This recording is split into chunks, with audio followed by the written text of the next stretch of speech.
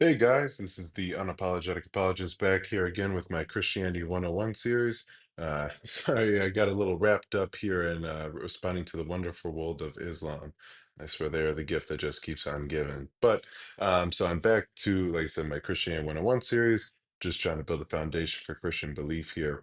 And so this is going to be my second video in my What is God kind of mini series within the series. I'm just trying to break down the attributes, the nature, the essence of God, so we have a good understanding when we're talking about the God of the Bible. We know what we're discussing here.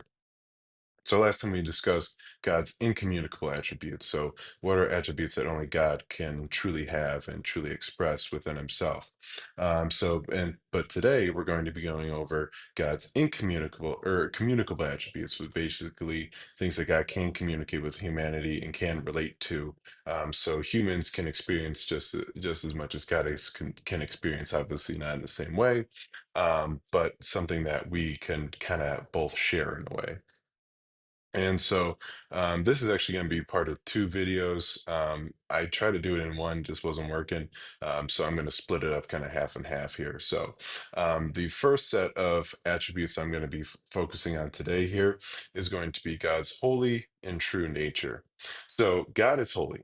He's perfect and pure in righteousness. He is morally and spiritually excellent. He is the highest standard of holiness, righteousness, and truth. In him is no falsehood or sin. He is utterly pure and the moral standard by which all mankind must emulate. And we really see this in Isaiah chapter 6, verse 3, where it says, "Holy, holy, holy is the Lord of hosts. The whole earth is full of his glory." Now, it's easy to kind of miss what's going on here in English translations. But in the original Hebrew, when a word is repeated multiple times in a row, it's really trying to emphasize that word and something about that word here. And when it's repeated three times in a row, like we see here with the word holy, that is the most emphatic way to say something. So basically, what Isaiah is trying to do here, he's trying to express the strongest way possible how holy God is, and in a way that transcends anything in creation. And when we come to Leviticus chapter 11, verse 44, we see a command from God where it states, "For I am the Lord your God.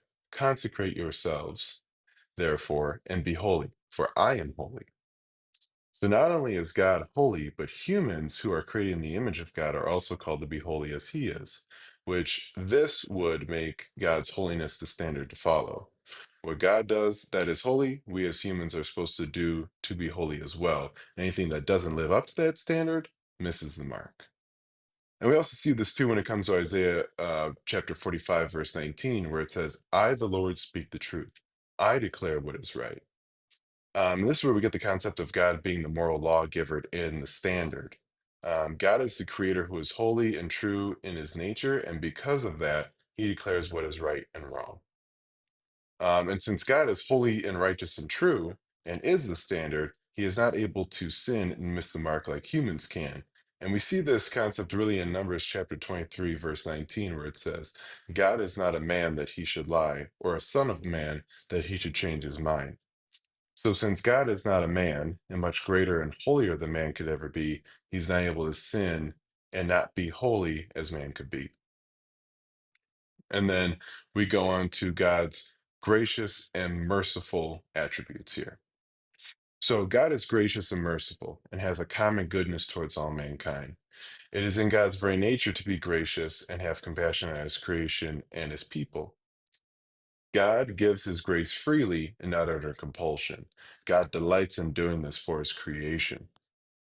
And this is really evident here in Psalm 145, verses 8 through 9, where it says, "The Lord is gracious and merciful, slow to anger and abounding in steadfast love.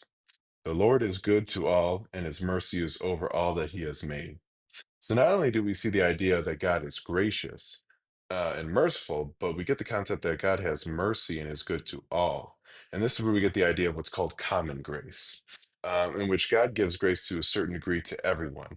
And we see this too on the Sermon on the Mount, where Jesus says God makes the sun rise on the evil and the good, he makes it rain on the just and the unjust. So there's this common goodness that every human could experience. So whether you're the best person in the world or the worst of sinners, you still get to enjoy a sunrise.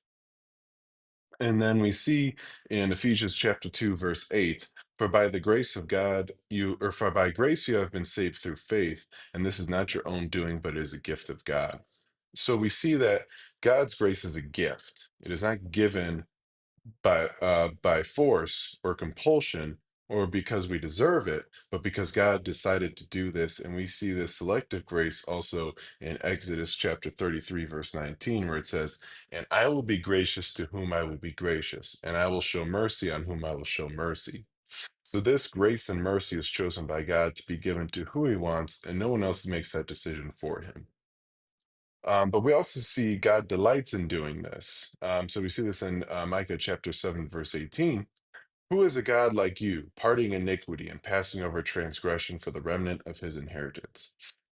So he does not retain his anger forever because he delights in steadfast love. So giving grace and forgiveness is in God's nature and is something that he enjoys doing. He generally wants to do this. However, one of the most important passages when we come to or that shows God's attribute of his grace and mercy is in Exodus chapter 34, verses 6 through 7. In this passage, Moses asked God to show him his glory. And so God said he would proclaim his name and who he is to them, which we see in the passage where it says, the Lord passed before him and proclaimed, the Lord, which is, Yahweh, Yahweh in the Hebrew, a God merciful and gracious, slow to anger and abounding in steadfast love and faithfulness, keeping steadfast love for thousands, forgiving iniquity and transgression and sin. But who will by no means clear the guilty, visiting the iniquity of the fathers on the children and the children's children to the third and fourth generation. So here we see God's forgiving nature, but we also see his judgment nature, which is a perfect segue into my next video, which is going to be going to his next attributes, which are going to be that God is a just judge. So he's a judge and he is just, and we'll see that in the next video here.